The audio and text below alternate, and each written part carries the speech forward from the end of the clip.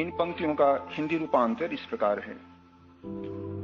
इसलिए संत और प्रबुद्ध अपनी शासन व्यवस्था में उनके उदरों को भरते, किंतु उनके हृदयों को शून्य करते हैं। वे उनकी हड्डियों को दृढ़तर बनाते, परंतु उनकी इच्छा शक्ति को निर्बल करते हैं।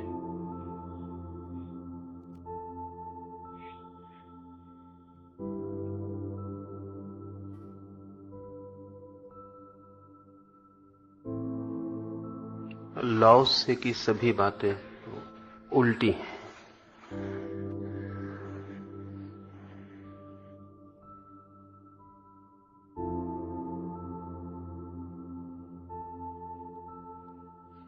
उल्टी हमें दिखाई पड़ती हैं, और कारण ऐसा नहीं है कि लाओ से की बात उल्टी है। कारण ऐसा है कि हम सब उल्टे खड़े हैं। और लाओ से का एक शिष्य च्वांग से मरने के करीब था। अंतिम क्षणों में उसके मित्रों ने पूछा, तुम्हारी कोई इच्छा है? तो उसने कहा, एक ही इच्छा है मेरी कि इस पृथ्वी पर मैं पैरों के बल खड़ा था, उस परलोक में मैं सिर के बल खड़ा होना चाहता हूं।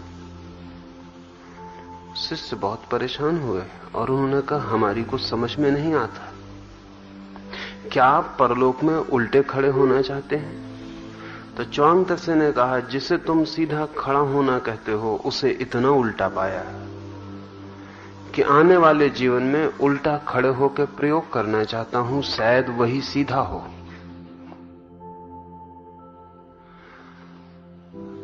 लाओ से की ये बात कि जो जानते हैं, जो जागे हुए हैं, वे अपनी शासन व्यवस्था में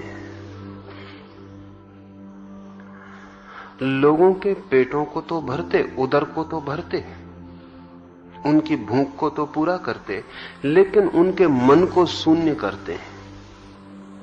उनकी शरीर की तो सारी जरूरतें पूरी हों, इसका ध्यान रखते, लेकिन उनका मन महत्वाकांक्षी न बने, इस दिशा में प्रयास करते। साधारणतः हम शरीर कितना ही कटे गट जाए, गले गल जाए, शरीर को कुर्बान करना पड़े कर हो जाए, लेकिन मन की आकांक्षा पूरी हो। मन की वासनाएं पूरी हों, और मन की वासनाओं की वेदी पर हम शरीर को चढ़ाने को सदा तत्पर हैं, चढ़ाते हैं। हमारा पूरा जीवन मन की वासनाओं को पूरा करने में शरीर की हत्या है। और साधारणतः इसे ही हम बुद्धिमानी कहेंगे, लेकिन लाओ से कहता है कि पेट तो लोगों के भरे हुए हों, लेकिन मन खाली। मन के खाली होने का क्या अर्थ है और पेट के भरे होने का क्या अर्थ है? लोग शरीर से तो स्वस्थ हों, शरीर तो उनका भरा पूरा हो, शरीर तो उनका बलशाली हो, लेकिन मन उनका बिल्कुल कोरा, खाली, शून्य, एम्प्टी हो। और परम स्वास्थ्य की अवस्था वही है जब शरीर भरा होता है और मन खाली होता है। लेकिन हम सब मन को बहुत भर लेते हैं। हमारी पूरी जिंदगी मन को भरने की कोशिश है, विचारों से, वासनाओं से, महत्वाकांक्षाओं से मन को हम भरते चले जाते हैं। धीरे धीरे शरीर तो हमारा बहुत छोटा रह जाता है, मन बहुत बड़ा हो जाता है। शरीर तो सिर्फ घसीटता है मन के पीछे। लाओ से कहता है, मन तो हो खाली। लाओ से ने जगह जगह जो उदाहरण लिए हैं वो ऐसे हैं। लाओ से कहता है कि जैसे बर्तन होता खाली। किस चीज को आप बर्तन कहते हैं? लाओस से बार बार पूछता, किस चीज को बर्तन कहते हैं? बर्तन की दीवार को या उसके भीतर के खालीपन को। आमतौर से हम बर्तन की दीवार को बर्तन कहते हैं। लाओस से कहता है दीवार तो बिल्कुल बेकार है, वो जो भीतर खाली जगह है वही काम में आती है। भरे हुए बर्तन को तो कोई ना खरीदेगा। मकान आप दीवार को कहते कि दीवार के भीतर जो खाली जगह है उसको। हम आमतौर से मकान दीवालों को कहते हैं, और जब हम मकान बनाने की सोचते हैं तो दीवालें बनाने की सोचते हैं। लाओस से कहता है बड़ी उल्टी तुम्हारी समझ है। मकान तो वो है जो दीवालों के भीतर खाली जगह, क्योंकि कोई आदमी दीवालों में नहीं रहता, खाली जगह में रहता है। और ये खाली जगह अगर भरी हो तो मकान बेकार है। तो शरीर तो सिर्फ दीवार है, वो तो मजबूत होनी चाहिए। वो भीतर जो मन है वही महल है, वो खाली होना चाहिए। और उस महल के भीतर भी जो मनुष्य की चेतना है, आत्मा है, वो निवासी है। अगर मन खाली हो तो ही वो निवासी ठीक से रह पाए, तो ही स्पेस और जगह होती है। मन अगर बहुत भर जाता है तो अक्सर हालत ऐसी होती है कि मकान तो आपके पास है, लेकिन इतना कबाड़ से भरा है कि आप मकान के बाहर ही सोते हैं, बाहर ही रहते हैं, क्योंकि भीतर जगह नहीं है। अगर हम एक ऐसे आदमी की कल्पना करें जिसके पास बड़ा महल है लेकिन सामान इतना है कि भीतर जाने का उपाय नहीं, तो बाहर बरामदे में ही निवास करता है। हम सब वैसे ही आदमी हैं। मन तो इतना भरा है कि वहां आत्मा के रहने की जगह नहीं हो सकती, बाहर ही भटकना पड़ता है। जब भी भीतर जाएंगे तो आत्मा नहीं मिलेगी, मन ही मिलेगा।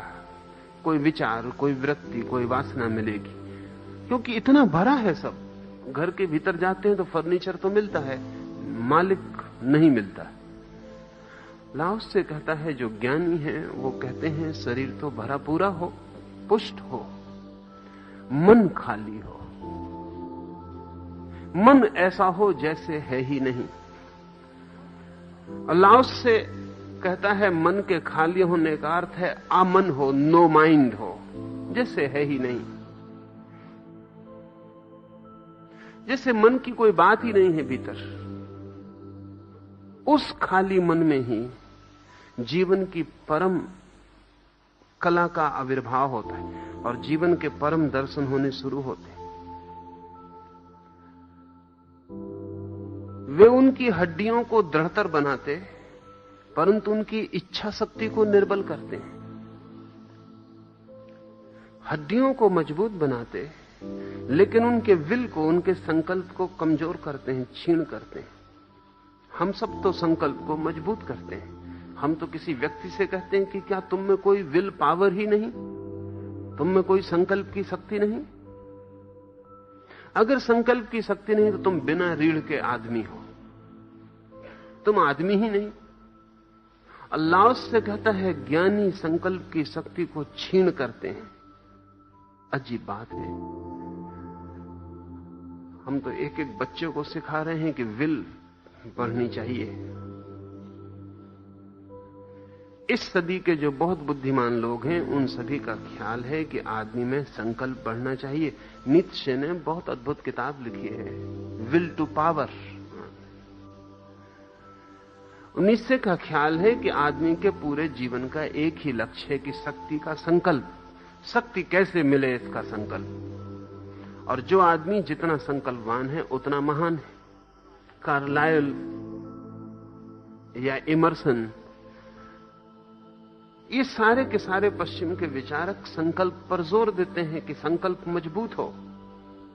तुम्हारी इच्छा शक्ति ऐसी होनी चाहिए कि अटल पत्थर की दीवार, कि जगत हिल जाए लेकिन तुम न हिलो, टूट जाओ, मिट जाओ, झुको मत। अल्लाह उससे कहता है कि हड्डियां हो मजबूत, संकल्प शक्ति बिल्कुल छीन हो ही नहीं। क्यों? क्योंकि मनुष्य के बीच दो चीजों के सामने चुनाव है, या तो संकल्प या समर्पण। जो संकल्प करेगा उसका अहंकार मजबूत होगा, जो समर्पण करेगा उसका अहंकार गलेगा और मिटेगा। जो संकल्प के रास्ते से चलेगा वो अपने पर पहुंचेगा, और जो समर्पण के रास्ते से चलेगा वो परमात्मा पर पहुंचता है। परमात्मा तक पहुंचना हो तो छोड़ देना पड़ेगा अपने को, और स्वयं के मैं को मजबूत करना हो तो फिर पकड़ लेना पड़ेगा अपने को। तो शरीर चाहे मिट जाए, हड्डियां चाहे टूट जाएं, संकल्प ना टूटे। ऐसा हम सबकी व्यवस्था है। इसको हम सीधी व्यवस्था कहते हैं, क्योंकि हम कहते हैं कैसे कमजोर आदमी हो, लड़ नहीं सकते, जूझ नहीं सकते, शक्ति नहीं तुम में कोई। लाओस से कहता है ये शक्ति होनी ही नहीं चाहिए। नहीं, ऐसा नहीं कि तुम टूट जाओ लेकिन झुको मत। लाओस से कहता है तुम ऐसे हो कि तुम्हें पता ही ना चले कि तुम कब झुक गए। हवा को पता भी ना चले कि तुमने रेसिस्ट किया, कि तुमने थोड़ा भी प्रतिरोध किया। हवा आए कि तुम पहले ही झुक जाओ, जिससे घास के छोटे छोटे तिनके झुक जाते हैं। अड़ियल वृक्ष अकड़ के खड़े रह जाते हैं, तूफान से टक्कर लेते हैं, छोटे पौधे झुक जाते हैं। और बड़ा मजा यह कि छोटे पौधे तूफान को जीत लेते हैं और बड़े पौधे तूफान से मर जाते हैं। लाओस से कहता है अगर तुम लड़ोगे तो हारोगे, क्योंकि जिससे तुम लड़ रहे हो तुम्हें पता नहीं वो कौन है। एक एक व्यक्ति जब भी लड़ रहा है तो अनंत शक्ति से लड़ रहा है। हमारे चारों ओर जो अनंत निवास कर रहा है हम उससे ही लड़ रहे हैं। लाओस से कहता है लड़ो मत, लड़ो ही मत, लड़ने का सवाल ही ना उठे। तुम अपने को इतना अलग ही मत मानो कि तुम्हें लड़ना भी है। तुम गिर जाओ, तुम तूफान के साथी हो जाओ, कोऑपरेट विथ इट, उसका सहयोग करो। तूफान पता ही नहीं चलेगा कि तुम्हारे पास से कैसे गुजर गया, और तूफान के गुजर जाने के बाद तुम पाओगे कि तुम्हें तूफान ने छुआ भी नहीं, और तुम पाओगे तुम्हारी शक्ति का इंच भर भी नष्ट नहीं हुआ, क्योंकि तुम लड़े ही नहीं।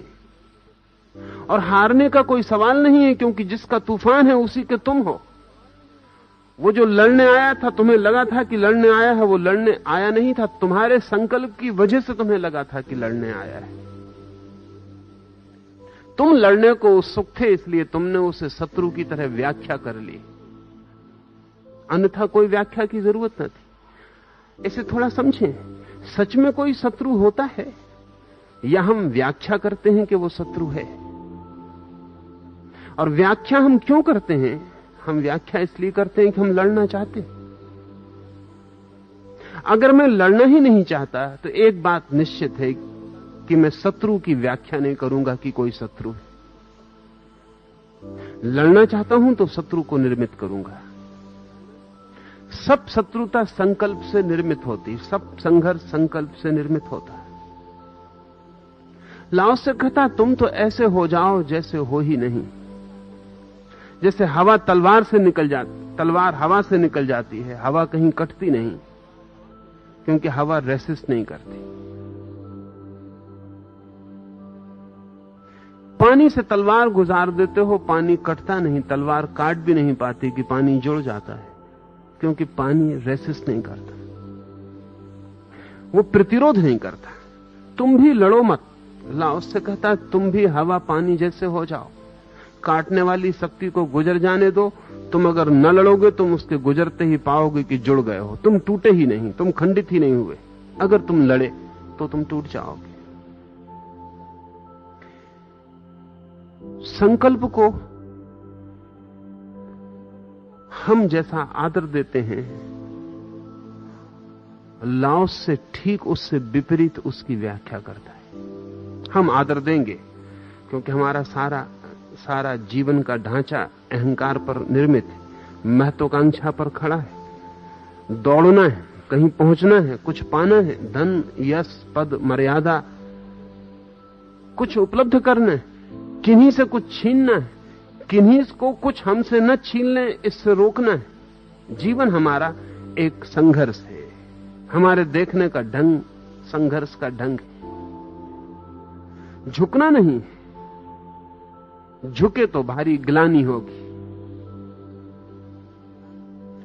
लाओस से कहता है ये जीवन के सोचने का ढंग बीमारी में ले जाता है, रुग्णता में ले जाता है। तुम ऐसे हो जाओ जैसे हो ही नहीं। ये जो न होने जैसा होना है वहां संकल्पना होगा। जापान में जूडो या जिजित्सु की पूरी कला लाओस के इसी सूत्र पर खड़ी है। उसे थोड़ा समझ लेना उपयोगी। उससे समझ में आ जाएगा कि लाओस से क्या कहता है। अगर मैं आपको घूंसा मारूं तो जो स्वाभाविक प्रतिक्रिया मालूम होती है वो ये है कि आप मेरे घूंसे का विरोध करें। विरोध दो तरह का होगा। अगर आपको मौका मिला तो आप मेरे घूंसे को रोकेंगे या घूंसे के जवाब में घूंसा उठाएंगे। अगर मौका न मिला फिर भी घूंसा जब आपके शरीर पर पड़ेगा तो आपके शरीर के रग रेशे से प्रतिरोध उठेगा। आपकी मांसपेशियां, आपके स्नायु सब सख्त होकर घूंसे को रोकेंगे कि भीतर तक चोट न पहुंच जाए। आपकी हड्डियां कड़ी हो जाएंगी, आपका शरीर भिज जाएगा, खिंच जाएगा, ताकि सख्ती से आप दीवार बना लें और घूंसे की चोट भीतर न पहुंच पाए।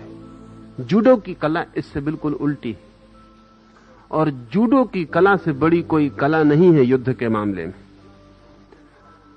और जूडो का थोड़ा सा जानकार भी आपके बड़े से बड़े पहलवान को क्षण भर में चित्त कर देगा, और चित्त कर देगा इस तरकीब से कि लड़ेगा नहीं। जूडो की कला यह कहती है कि जब तुम्हें कोई घूंसा मारे तो तुम घूंसे को पी जाओ, कोऑपरेट विथ इट, तुम उससे लड़ो मत। जब तुम पर कोई घूंसा मारे तो तुम ऐसे हो जाओ जैसे कि तुम एक तकिए जैसे हो, घूंसा तुम पर लग गया और तुम पी गए। फर्क समझ लें, घूंसे के विरोध में प्रतिरोध और घूंसे को पी जाने का। घूंसा आपके ऊपर मारा गया है, आप सहयोग करो और घूंसे को पी जाओ, उससे कहीं भी लड़ो मत, किसी तल पर भी। और जूडो कहता है घूंसे मारने वाले का हाथ टूट जाएगा।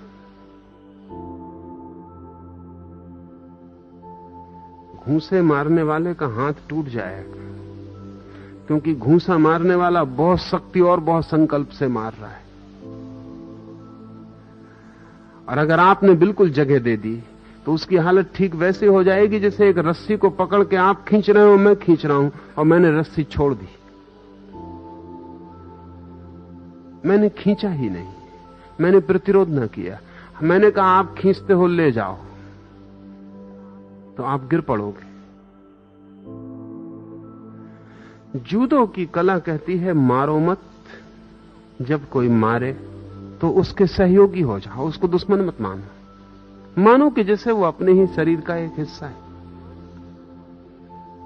और तब थोड़ी देर में मारने वाला थक जाएगा और परेशान हो जाएगा, उसकी शक्ति छीन होगी, क्योंकि हर घूंसे में शक्ति बाहर फेंकी जा रही, और आपकी शक्ति छीन नहीं होगी, बल्कि जूडो कहता है कि उसके घूंसे से जो शक्ति निकल रही है वो भी आप पी जाओगे, वो भी आपको मिल जाएगी।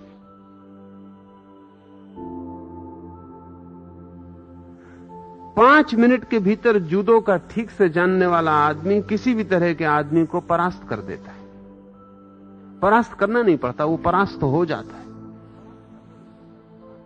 एक बहुत प्रसिद्ध कथा है जूडो की। एक बहुत बड़ा तलवारबाज, एक बड़ा स्वॉर्ड्समैन, वो इतना बड़ा तलवारबाज है कि जापान में उसका कोई मुकाबला नहीं। एक रात वो अपने घर लौटा है, 2 बजे हैं। जब वो अपने बिस्तर पर लेटने लगा तो उसने देखा एक बड़ा चूहा निकला है दीवार से। उसे बड़ा क्रोध आया। उसने चूहे को डराने धमकाने की कोशिश की अपने बिस्तर पर से, लेकिन चूहा अपनी जगह पर बैठा रहा। उसे बड़ी हैरानी हुई, वो बड़े बड़े लोगों को धमका दे तो भाग खड़े होते, चूहा।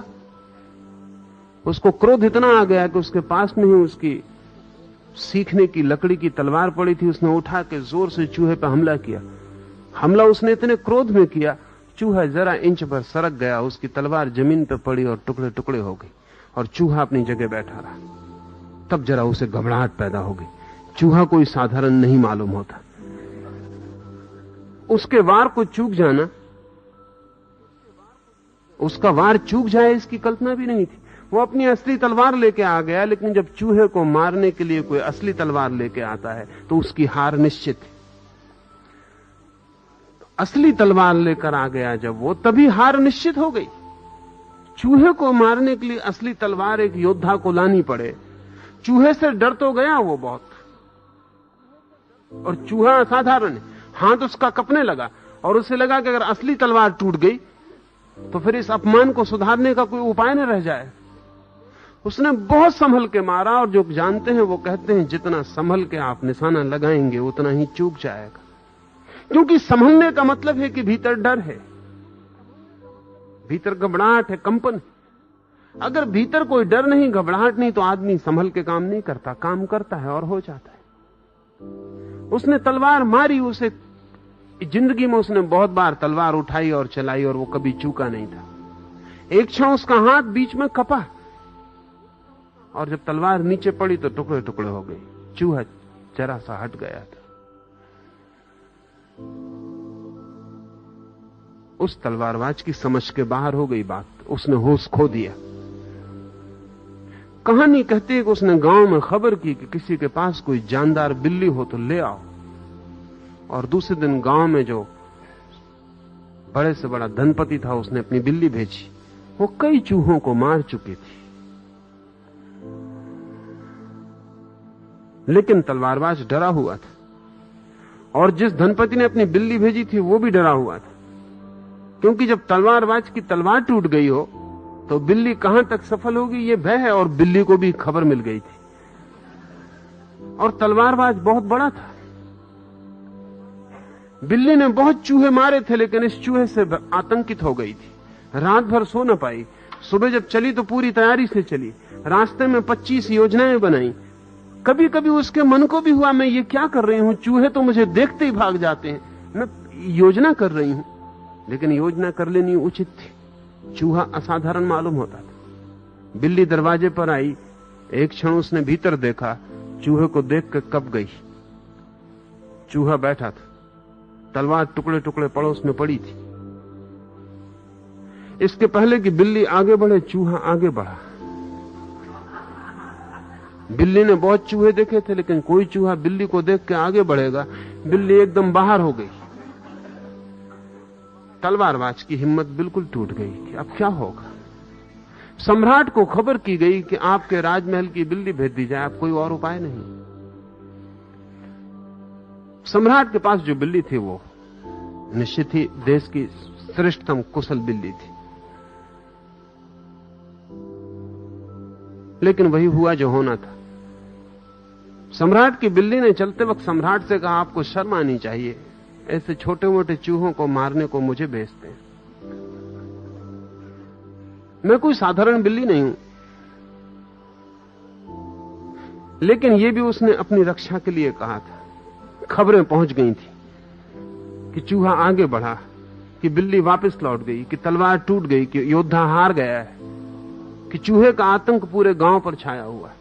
चूहा साधारण नहीं है, लेकिन बचाव के लिए उसने राजा से कहा कि साधारण से चूहे को मुझे भेजते हैं। सम्राट ने कहा चूहा साधारण नहीं है, और आतंकित मैं भी हूं कि तू लौट तो ना आएगी। जो होना था वही हुआ। बिल्ली गई, उसने जोर से झपट्टा मारा, लेकिन चूक गई। दीवार से उसका मुंह टकराया, लहूलुहान होकर वापस लौट गई। चूहा अपनी जगह था। गांव में एक फकीर के पास और एक बिल्ली थी। इस सम्राट की बिल्ली ने ही कहा कि अब और कुछ रास्ता नहीं है, सिर्फ उस फकीर के पास एक बिल्ली है जो हम सबकी गुरु है और जिससे हमने कला सीखी, शायद उसे कुछ पता हो। वो मास्टर कैट थी। उस बिल्ली को बुलाया गया। सारे गांव की बिल्लियां इकट्ठी हो गईं। कोई 500 बिल्लियों ने भीड़ लगा ली मकान के आसपास, क्योंकि चमत्कार का मामला। और अगर फकीर की बिल्ली हारती है तो फिर बिल्ली सदा के लिए चूहों से हार जाएगी। चूहा अपनी जगह बैठा था। फकीर की बिल्ली जब भीतर जाने लगी तो सभी बिल्लियों ने सलाह दी कि देखो ऐसा करना, कि देखो ऐसा करना, कुछ ऐसा कर लेना। उस फकीर की बिल्ली ने कहा, ना समझो, अगर योजना बनाओगी चूहे को पकड़ने की तो चूहे को कभी ना पकड़ पाओगी, क्योंकि जिस बिल्ली ने योजना बनाई वो हार गई। योजना बनाने का मतलब ये है कि चूहे से डर गए तुम। चूहे ही है ना, पकड़ लेंगे। कोई पकड़ने में कला की जरूरत नहीं है, बिल्ली होना ही हमारी कला है, हम पकड़ लेंगे। योजना मैं नहीं बनाऊंगी। योद्धा ने भी कहा कि थोड़ा सोच लो, क्योंकि यह आखिरी मामला है। अगर तू भी लौट गई तो मुझे घर छोड़ के भाग जाना पड़ेगा, क्योंकि भीतर इस कमरे के मैं अब नहीं जा सकता हूं। तो चूहे को देखना भी ठीक नहीं है, अब वो वहीं बैठा है अपनी जगह पर। उस बिल्ली ने कहा, यह भी कोई बात है, सब शांत रहे। वो बिल्ली भीतर गई और चूहे को पकड़ के बाहर आ गई। बिल्लियों की भीड़ लग गई। उन सब ने पूछा कि चूहे को तूने पकड़ा कैसे?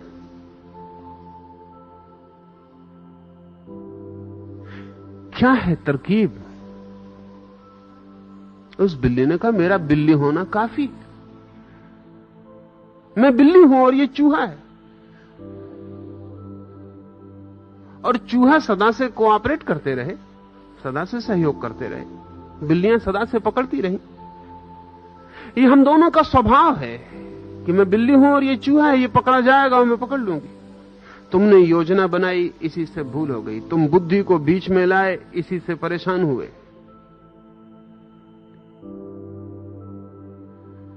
ज़ैन फकीर इस कहानी को सैकड़ों साल से कहते रहे। ये बिल्ली गरीब फकीर की बिल्ली थी। सम्राट की बिल्ली के बराबर इसके पास शरीर भी ना था, ताकत भी ना थी, इसके हाथ में तलवार भी ना थी। ये साधारण बिल्ली थी। पर उस बिल्ली ने कहा कि मेरा स्वभाव,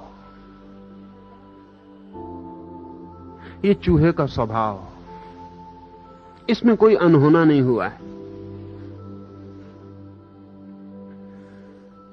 जिजित्सु या जुडो सिखाने वाले लोग कहते हैं कि प्रकृति का एक नियम और एक स्वभाव है। अगर कोई घूंसा आपकी तरफ मारा जाए, अगर आप प्रतिरोध करें तो दोनों शक्तियां लड़ती हैं और दोनों शक्तियों में संघर्ष होता है, दोनों शक्तियां क्षीण होती हैं।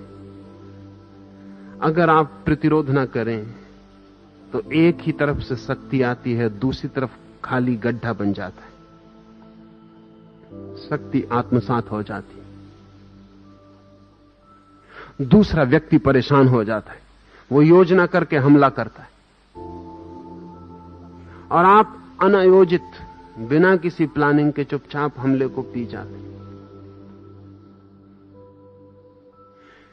अगर ऐसा शून्य भीतर बन जाए कि किसी हमले का कोई प्रतिरोध ना हो, क्योंकि भीतर कोई प्रतिरोध करने वाला संकल्प ही ना रहा, तो उस शून्य में जगत की महानतम शक्ति का आविर्भाव होता है। लाओस से कहता है, संकल्प क्षीण हो, उसका अर्थ है कि संकल्प शून्य हो, भीतर शून्यवत हो जाओ, कुछ होने की कोशिश मत करो। उस बिल्ली ने कहा कि तुम सब बिल्लियां बिल्ली होने की कोशिश कर रही हो। बिल्ली होने की कोई कोशिश करनी पड़ती? तुम बिल्ली हो, तुम्हारी कोशिश ही तुम्हें तकलीफ में डाल रही है। तुम हमला बनाने की योजना में पड़ी हो।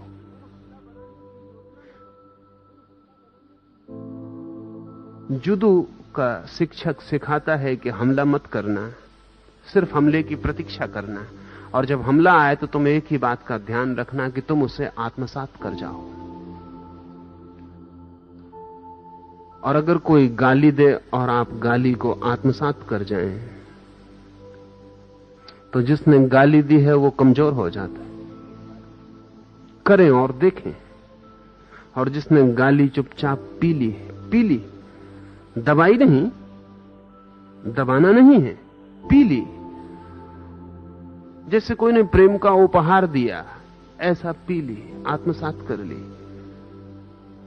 संभाली, अपने में एब्जॉर्ब कर ली, गड्ढा बन गया।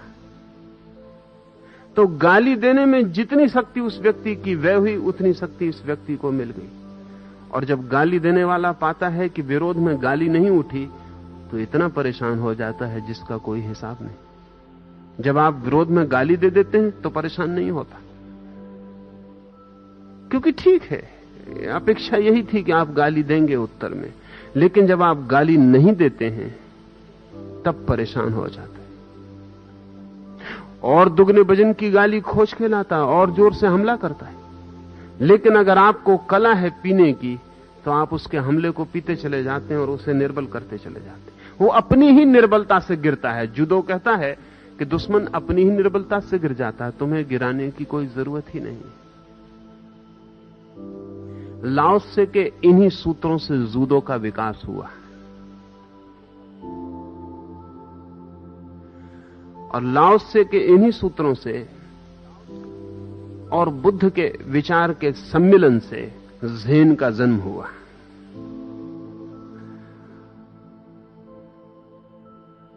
बुद्ध का विचार भारत से चीन पहुंचा और चीन में लाओ त्से के विचार की परत वातावरण में थी। इन दोनों के संगम से एक बहुत ही नई तरह की चीज दुनिया में पैदा हुई, ज़ेन। बुद्ध ने भी कहा था बहुत और अर्थों में, किसी और तल पर, कि मैं अपने भीतर के शत्रुओं से लड़ लड़ के हार गया और न जीत पाया। और जब मैंने भीतर के शत्रुओं से लड़ना ही बंद कर दिया और जीतने का ख्याल ही छोड़ दिया, तो मैंने पाया कि मैं जीता ही हुआ हूं।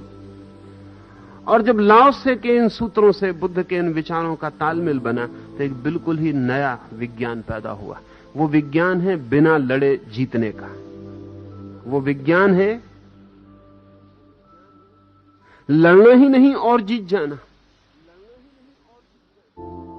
संघर्ष नहीं और विजय, संकल्प नहीं और सफलता। हम सोच ही नहीं सकते, क्योंकि हम तो सोचते हैं जहां भी संकल्प होगा वहीं सफलता है,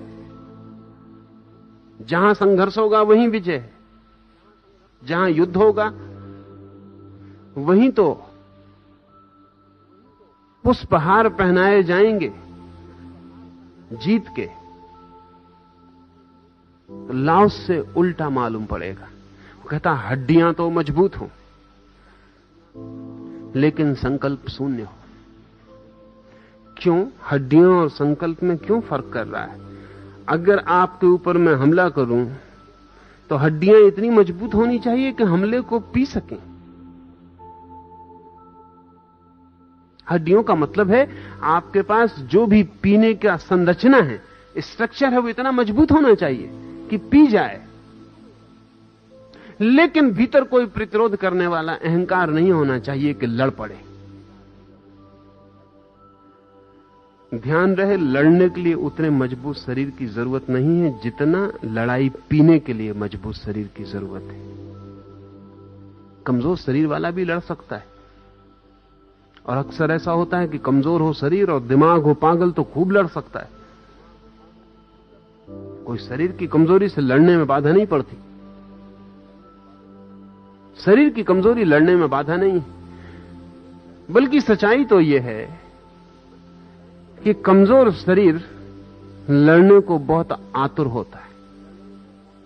सुना है मैंने कि हांगकांग में पहली दफा जो अमेरिकन उतरा, उसने हांगकांग के बंदरगाह पर 2 चीनियों को लड़ते देखा।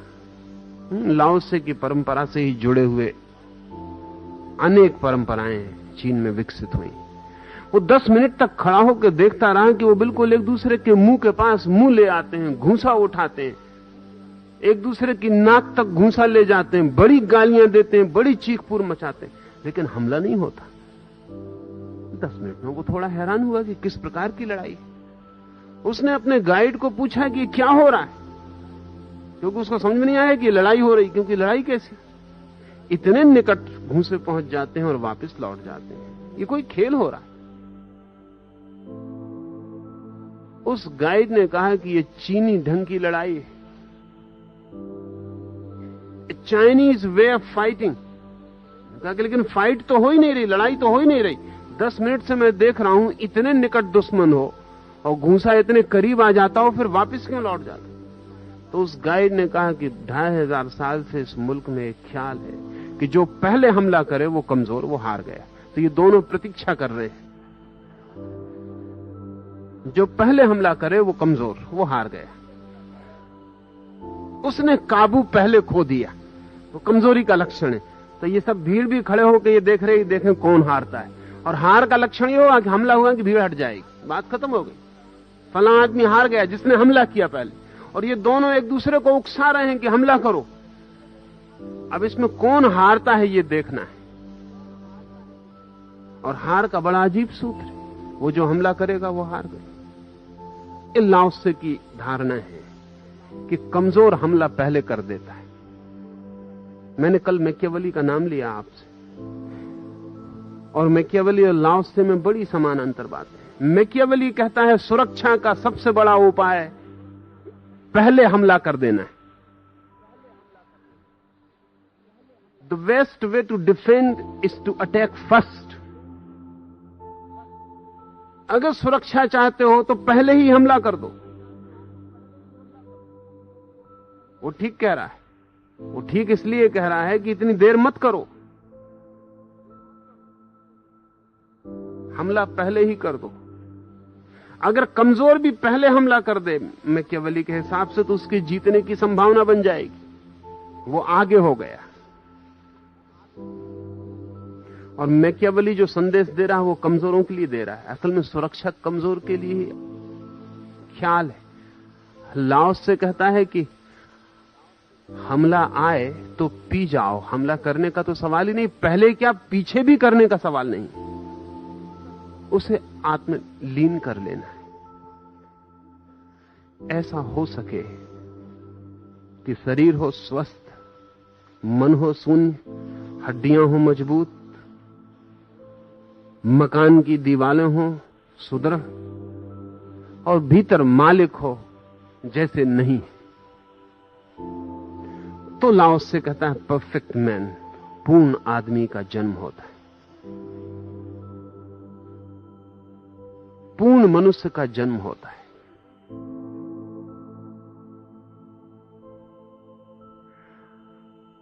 यह धारणा उल्टी है। हमारे सबके हिसाब में यह धारणा उल्टी है। और ये उल्टी इसलिए दिखाई पड़ती रहेगी कि हमारे सोचने के सारे मापदंड लाओत्से से बिल्कुल विपरीत है। हम कहेंगे ये कमजोरी है, कायरता है कि कोई हमला करे और तुम जवाब ना दो।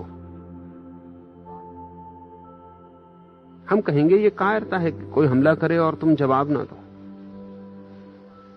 जिंदगी पुकारे लड़ाई के लिए और तुम खड़े रह जाओ, कि तूफान चुनौती दें और तुम लेट जाओ, कि नदी बहाने लगे तुम्हें और तुम बह जाओ और उल्टे ना बहो। नसरुद्दीन को खबर दी है उसके घर के आसपास के पड़ोसियों ने कि तू भाग जल्दी, तेरी पत्नी नदी में गिर पड़ी। पूर है तेज, वर्षा के हैं दिन, धार है कड़ी, और डर है कि पत्नी शीघ्र ही सागर में पहुंच जाएगी। तू भाग। नसरुद्दीन भागा। तट पर बहुत भीड़ इकट्ठी हो गई। वो नदी में कूदा और उल्टी धार की तरफ तैरने लगा। उल्टी तरफ, सागर की तरफ दौड़ रही है नदी, वो उल्टी तरफ नदी के उद्गम की तरफ जोर से तैरने लगा। तेज है धार, तैर भी नहीं पा रहा। लोगों ने चिल्लाया, पागल नसरुद्दीन, कोई नदी में गिर जाए तो उल्टी तरफ नहीं बहता। तेरी पत्नी नीचे की तरफ गई होगी। उन्होंने कहा कि माफ करो, मेरी पत्नी को मैं तुमसे अच्छी तरह जानता हूं, वो सदा उल्टे काम करती रही, वो कभी नीचे की तरफ नहीं बह सकती। उसे मैं भली भांति पहचानता हूं। 30 साल का हमारा उसका सत्संग। अगर तुम ये कहते हो कि सभी लोग नदी में गिर के नीचे की तरफ बहते हैं, तो मेरी पत्नी ऊपर की तरफ बही होगी।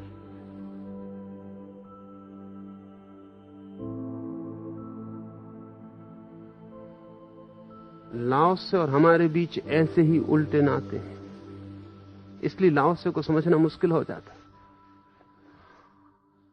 लाओत्से को समझना मुश्किल हो जाता है क्योंकि हमारे तर्क की व्यवस्था में, उसकी तर्क की व्यवस्था में बड़ा उल्टापन है। हम कहते हैं कायरता, और लाओत्से कहता है शक्ति। वो कहता है जितनी बड़ी शक्ति है उतनी ही लड़ने की आतुरता कम होगी। अगर शक्ति पूर्ण है तो लड़ाई होगी ही नहीं। ऐसा समझे हम परमात्मा के द्वार पर जाके हम गाली दे रहे हैं, कोई उत्तर नहीं मिलता। और नास्तिक हजारों साल से खंडन करते रहे हैं, एक भी बार ऐसा नहीं हुआ कि परमात्मा एक आध बात तो कह देता कि मैं हूं। इतने दिन से लंबा विवाद चलता है, एक आध बार तो उसको इतना तो ख्याल आ जाना चाहिए था कि बड़ी कायरता होगी, एक दफा तो कह दूं कि मैं हूं। नहीं, वो चुप है। लाओस से कहता है वो इसलिए चुप है कि वो परम शक्ति है, प्रतिरोध वहां नहीं है। अगर नास्तिक कहता है तुम नहीं हो, तो परमात्मा से भी प्रतिध्वनि आती है कि नहीं हूं, कोऑपरेट कर जाता है, उसके साथ भी सहयोग कर देता है।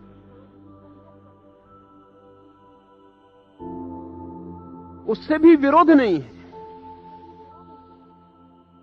जितनी बड़ी ऊर्जा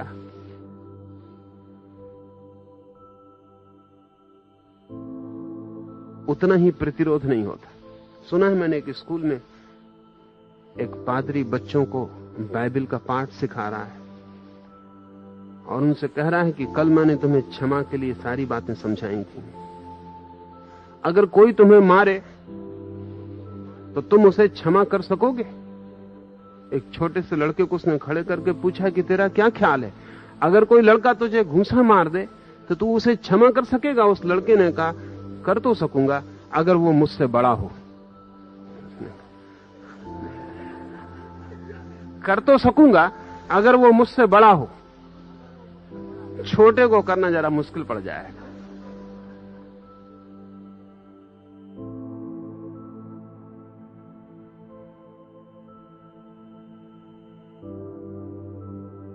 असल में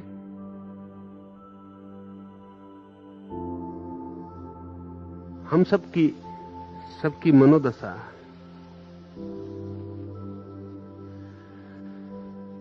ऐसी ही है। जिसको हम दबा सकते हैं हम दबा देते हैं, जिसको हम सता सकते हैं उसे हम सता देते हैं, जिसको हम चोट पहुंचा सकते हैं उसे हम चोट पहुंचा ही देते हैं। जिसे हम नहीं पहुंचा सकते तब हम बड़े सिद्धांतों की बात कर लेते हैं। लाओस से कह रहा है कि तुम्हारे भीतर वो बिंदु ही ना रह जाए जो छोटे बड़े को सोचता है, इसके साथ उसके साथ सोचता है, इस स्थिति में क्या करूं उस स्थिति में क्या करूं सोचता है। वो बिंदु ही ना रह जाए, तुम्हारे भीतर संकल्प ही ना रह जाए। लाओस को अगर एक छोटा बच्चा भी चांटा मार दे तो भी जवाब नहीं देगा, और एक सम्राट भी हमला बोल दे तो भी जवाब नहीं देगा। इसे अगर इस सूत्र को ठीक से ले लें तो साधना का बड़ा सूत्र है। कभी छोटा सा प्रयोग करके देखें, एक 7 दिन के लिए अप्रतिरोध का, नॉन रेसिस्टेंस का, कि कुछ भी होगा पी जाएंगे। प्रयोगात्मक एक 7 दिन के लिए कुछ भी होगा पी जाएंगे। जिन जिन चीजों में कल प्रतिरोध किया था प्रतिरोध नहीं करेंगे, या जिन जिन चीजों में कल दबाना पड़ा था दबाएंगे नहीं, पी जाएंगे। और एक 7 दिन में आप पाएंगे कि आप इतनी शक्ति अर्जित कर लेते हैं जिसका कोई हिसाब लगाना मुश्किल है। आपके पास इतनी ऊर्जा, इतनी एनर्जी इकट्ठी हो जाती है जिसका हिसाब नहीं। तब मुश्किल हो जाएगा उसके बाद इस ऊर्जा को व्यर्थ डिसिपेट करना। हम सब डिसिपेट कर रहे हैं, फेंक रहे हैं। सड़क से गुजर रहे हैं, एक छोटा सा बच्चा सड़क के किनारे खड़े होकर हंस दे और आप में प्रतिरोध शुरू हो गए।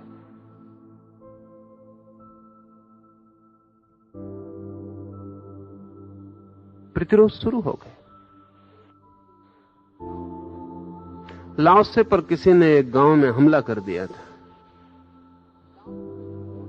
लाओसे ने तो लौट के भी नहीं देखा कि वह आदमी कौन है, वो चलता ही गया। उस आदमी को बड़ी बेचैनी हुई।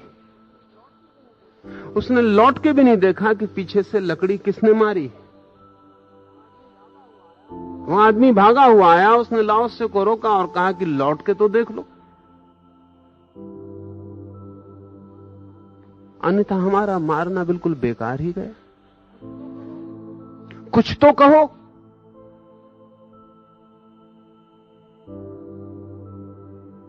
लाओसे ने कहा, कभी भूल चूक से अपना ही नाखून हाथ में लग जाता है तो क्या करते?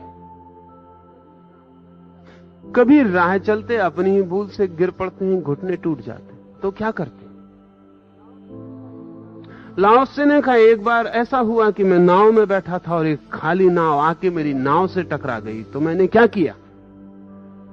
लेकिन अगर उस दूसरी नाव में कोई मल्लाह बैठा होता तो झगड़ा हो जाता,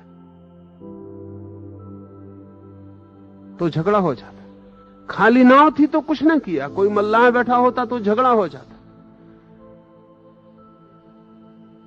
लेकिन उसी दिन से मैंने समझ लिया कि जब खाली नाव को कुछ नहीं किया तो मल्लाह भी बैठा हो तो क्या फर्क पड़ता है? तुमने अपना काम कर लिया, तुम जाओ, मुझे मेरा काम करने दो। वो आदमी दूसरे दिन पुनः आया और उसने कहा, मैं रात भर सो नहीं सका। तुम आदमी कैसे हो? तुम कुछ तो करो, तुम कुछ तो कहो ताकि मैं निश्चिंत हो जाऊं। स्वभाव था उसके मन में बहुत कुछ कठिनाई चलती रही होगी। हम सब अपेक्षाओं में चलते हैं। अगर मैं गाली देता हूं तो मैं मान के चलता हूं कि गाली लौटेगी, लौट आती है तो नियमानुसार सब हो रहा है, नहीं लौटती है तो बेचैनी होती। बेचैनी उतनी हो जाती है कि मैं अगर प्रेम करता हूं तो मान के चलता हूं कि प्रेम लौटेगा, नहीं लौटता है तो जैसी बेचैनी हो जाती। हम सबके लेन देन के सिक्के तय हैं। लाओस से कहता है, ये सिक्कों को बदल डालो,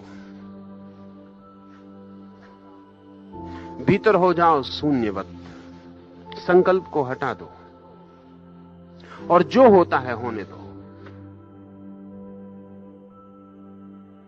हम कहेंगे तब तो मौत आ जाएगी, बीमारी आ जाएगी, कोई लूट ही लेगा, सब बर्बाद ही हो जाएगा। हम 1000 दलीलें खोज लेंगे जरूर, लेकिन हमारी दलीलों का बहुत मूल्य नहीं है, क्योंकि जिन चीजों को बचाने के लिए हम दलीलें खोज रहे हैं उनमें से हम कुछ भी नहीं बचा पाते, सभी छूट जाता है। न तो मौत रुकती, न बीमारी रुकती, कुछ रुकता नहीं, सभी नष्ट हो जाता है। और उसको बचाने की चेष्टा में हम कभी उसे पा ही नहीं पाते जो ऐसा था कुछ कि मिल जाता तो कभी नष्ट नहीं होता है। एक बार 7 दिन का छोटा सा प्रयोग करके देखें। मेरे लिए तो सन्यास का अर्थ यही है जो लाओस से कह रहा है। यही अर्थ है सन्यास का कि ऐसा व्यक्ति जिसने संकल्प छोड़ दिया, जिसने समर्पण स्वीकार कर लिया, जिसने इस जगत के साथ संघर्ष छोड़ दिया और सहयोगी हो गए,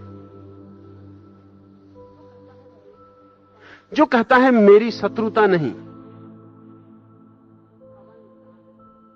हवाएं जहां ले जाएं मैं चला जाऊंगा, जो कहता है मेरी अपनी कोई आग्रह की बात नहीं कि ऐसा हो, जो हो जाएगा वही मुझे स्वीकार है। ऐसी कोई मंजिल नहीं जहां मुझे पहुंचना है, जहां पहुंच जाऊंगा कहूंगा यही मेरी मंजिल है। ऐसा व्यक्ति सन्यासी है। और ऐसी सन्यास की भावदशा में जीवन का जो परम धन है उसका द्वार, उस खजाने का द्वार खुल जाता है। लाओस से कहता है, संत जो जानते हैं वे प्रज्ञावान पुरुष अपने शासन में, ये भी शब्द सोचने जैसा है, क्योंकि संत का कोई शासन नहीं होता। संत की क्या गवर्नमेंट होती? सेजेस इन देयर गवर्नमेंट, संत अपने शासन में। संतों की तो कोई सरकार दिखाई पड़ती नहीं। लेकिन ये बड़ा पुराना शब्द है, बड़ा पुराना शब्द है। और वक्त था ऐसा जबकि संत का ही शासन था। कोई गवर्नमेंट नहीं थी उसकी, कोई शासन व्यवस्था ना थी, कोई स्ट्रक्चर ना था, लेकिन शासन उसी का था।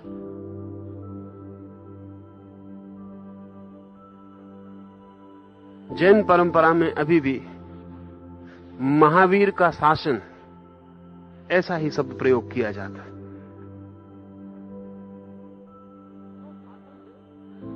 जो शासन दे उसको शास्ता कहा जाता है, इसलिए महावीर को या बुद्ध को शास्ता कहते हैं। शास्ता जिसने शासन दिया, और वो शास्ता ने जो कहा जहां संग्रहित हो उसको शास्त्र कहा जाता है।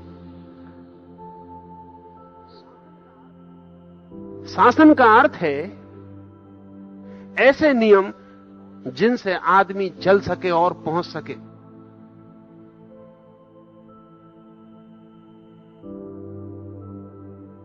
तो लाओस से कहता है संत अपने शासन में,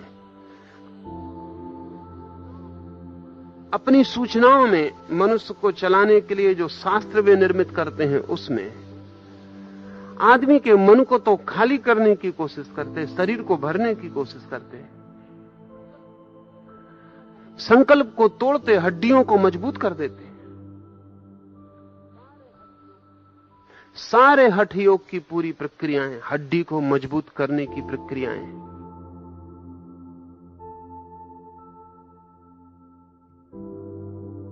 और भीतर से संकल्प को हटा के समर्पण को,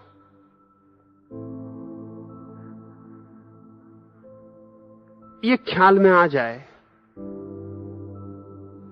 तो व्यक्तित्व का एक दूसरा ही रूप, जैसे हम हैं फिर वैसे नहीं, देखने का और ही ढंग, एक दूसरा गेस्टाल्ट। और जैसा हम देखना शुरू करते हैं वैसी ही चीजें दिखाई पड़नी शुरू हो जाती। अगर आपने तय कर रखा है सजग रहना है, हर वक्त हमला हो तो हमले से उत्तर देना है, हमला ना हो तो पहले से तैयारी रखनी है, तो आप रोज दुश्मन को खोज लेंगे। जगत बहुत बड़ा है और हर आदमी की जरूरतें पूरी कर देता है। अगर आप दुश्मन को खोजने निकले हैं तो आप दुश्मन को प्रतिपल खोज लेंगे। ये खोज करीब करीब वैसी है जैसे कभी पैर में चोट लग जाए तो फिर दिन भर पैर में उसी जगह चोट लगती मालूम पड़ती, और कभी कभी हैरानी भी होती है कि मामला क्या है, इतना बड़ा शरीर है कहीं चोट नहीं लगती, वहीं चोट लगती है जहां चोट लगी है। तो चोट तो रोज वहीं ही लगती थी, पता नहीं चलती थी, आज वहां चोट लगी है इसलिए पता चलती है। आपका वो हिस्सा संवेदनशील है, सेंसिटिव है, इसलिए पता चलता है। दूसरे हिस्से पे पता नहीं चल रहा, वो संवेदनशील नहीं है। तो हम जिस जिस चीज के लिए संवेदनशील हो जाते हैं वही वही हमें पता चलता है। अगर हम आक्रमण के प्रति संवेदनशील हैं, अगर हमें लग रहा है कि सारा जीवन एक संघर्ष युद्ध है, तो फिर हम रोज हर घड़ी उन लोगों को खोज लेंगे जो शत्रु हैं, उन स्थितियों को खोज लेंगे जो संघर्ष में ले जाएं।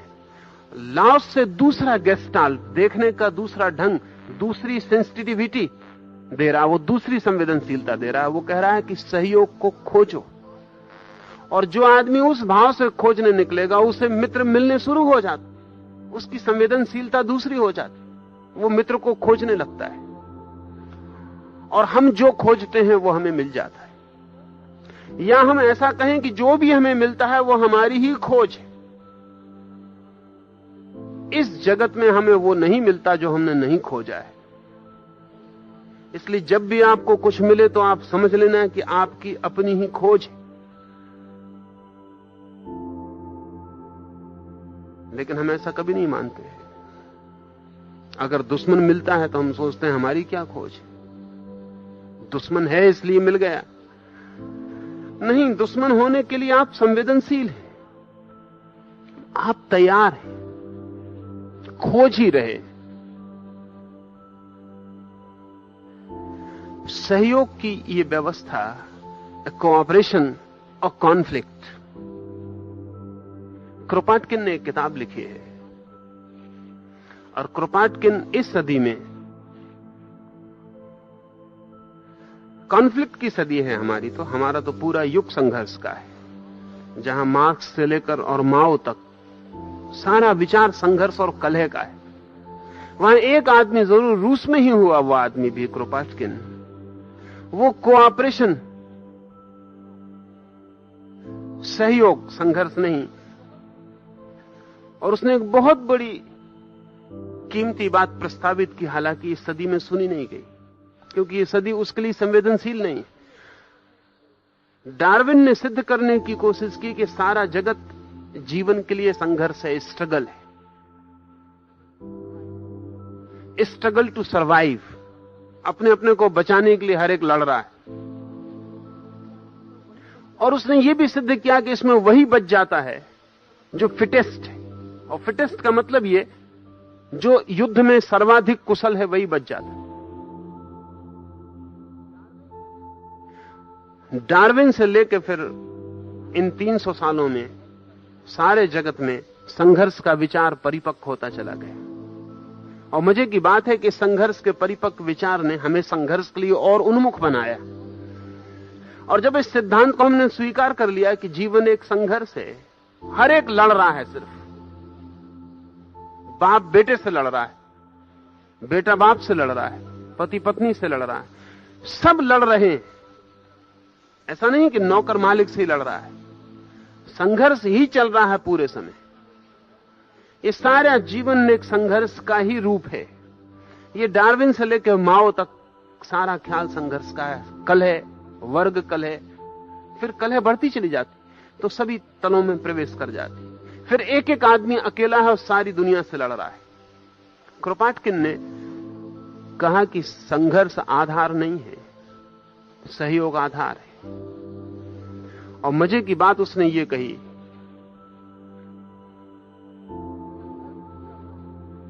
कि संघर्ष भी करना हो तो भी सहयोग जरूरी है। जिससे लड़ना है उसका भी सहयोग चाहिए, लड़ाई के लिए भी। अगर वो लड़ने में भी असहयोगी हो जाए, नॉन कोऑपरेटिव हो जाए और कह दे कि नहीं लड़ते, तो लड़ने का भी कोई उपाय नहीं।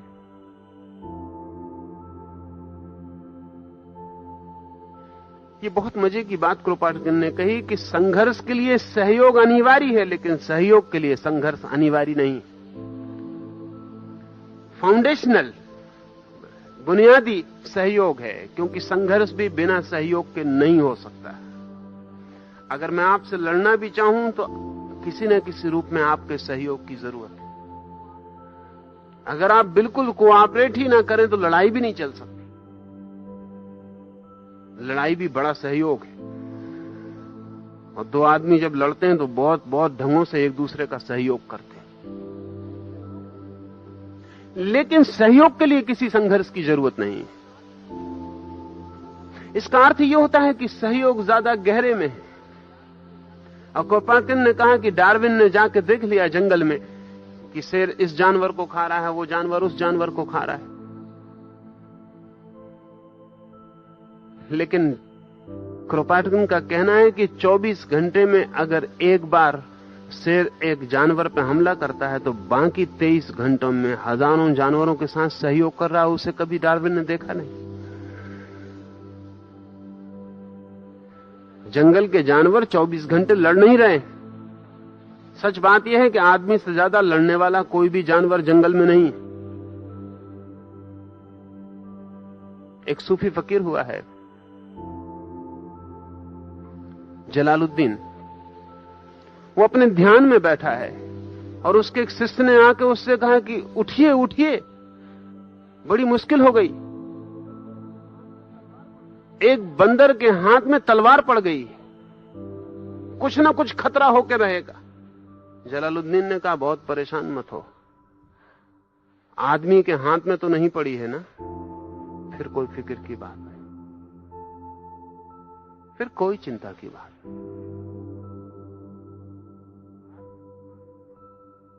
आदमी के हाथ में पड़ गई हो तो फिर उठना पड़े, फिर कुछ उपद्रव होकर रहेगा।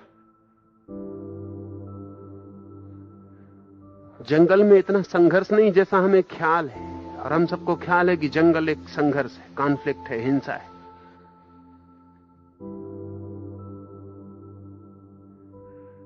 बड़ा सहयोग है।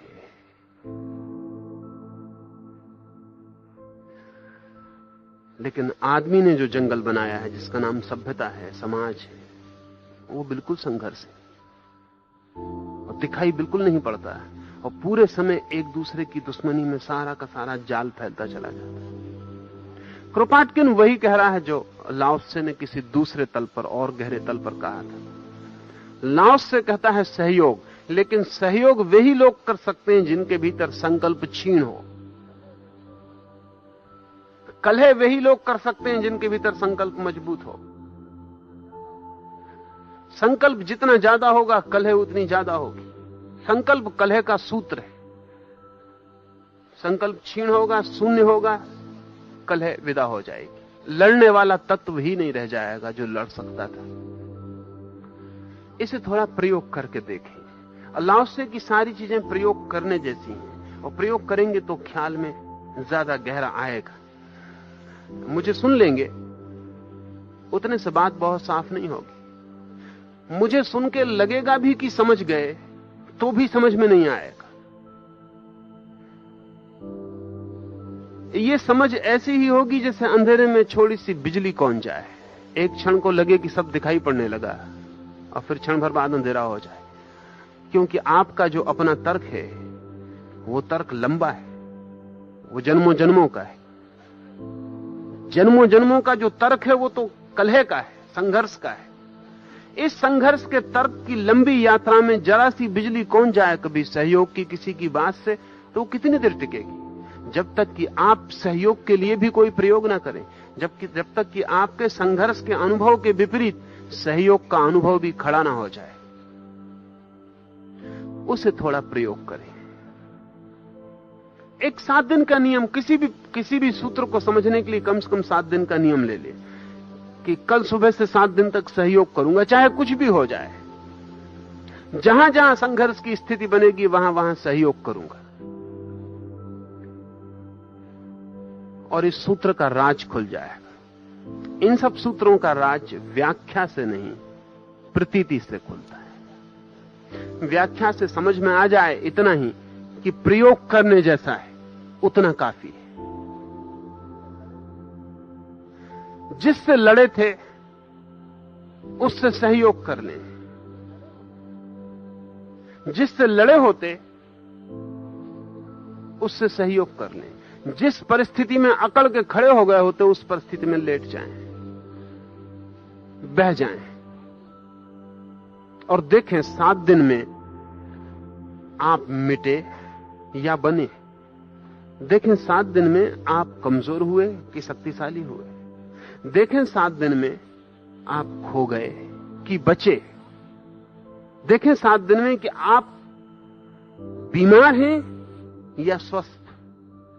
और एक बिल्कुल ही नए तरह के स्वास्थ्य का गुण अनुभव में आना शुरू हो सकता है। आज इतना ही, फिर कल।